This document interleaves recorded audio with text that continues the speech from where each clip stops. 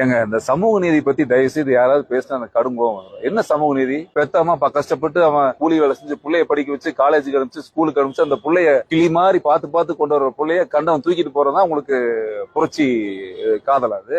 இதுதான் சமூக நீதியான காதலாது? சமூக நீதிங்கிறது என்னது? முதல் சமூக நீதியே தவறு. எப்படி தவறுங்கிறீங்க? உங்க செருப்பு காணாம போச்சுன்னா ஸ்டேஷன்ல போய் கம்ப்ளைண்ட் கொடுக்குறீங்க, அந்த வழக்கெல்லாம் எடுத்துக்கிறீங்கல்ல. பெத்தவங்க கஷ்டப்பட்டு ஒரு பிள்ளையை பெத்தாங்கன்னா அந்த பிள்ளை காணாம போகுது, அந்த பிள்ளை ஒருத்தர் தூக்கிட்டு போறோம்னா அதுக்கு என்னங்க பாதுகாப்பு? நீங்களா ஒரு 4 பேர் போய் கையெழுத்து போட்டா அந்த பிள்ளை கல்யாணம் ஆயிடுமா? அப்ப பெத்தவங்களுடைய நிலை என்னைக்கு இந்த சமூக நீதின்னு சொல்லி ஏமாத்துறாங்களோ அந்த சமூக நீதி போராளிகள் எல்லாருமே தயவு செஞ்சு தான் குடும்பத்துல ஒரு சுயமரியாதை கல்யாணம் தம் மகளுக்கு பண்ணிட்டு அடுத்தவங்க மகளுக்கு பண்ணா ரொம்ப சிறப்பு. ஏன்னா அடுத்தவங்க கஷ்டத்துடைய குடும்பத்தோட வழி தெரியாது. தயவு செய்து பெத்தவங்க கையெழுத்து இல்லாம திருமணம் நடக்க கூடாதுன்னு ரெஜிஸ்டர் ஆபீஸ்ல ஒரு சட்டம் கொண்டு வரணும்.